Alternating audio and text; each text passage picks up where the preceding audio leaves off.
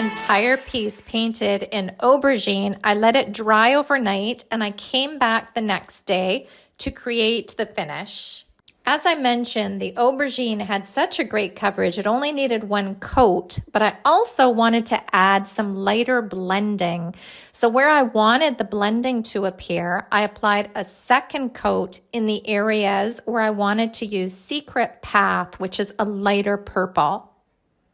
I added Secret Path to the middle of the drawer panels, and then using a separate larger brush, I fanned it out and feathered it all in for a lovely blended look.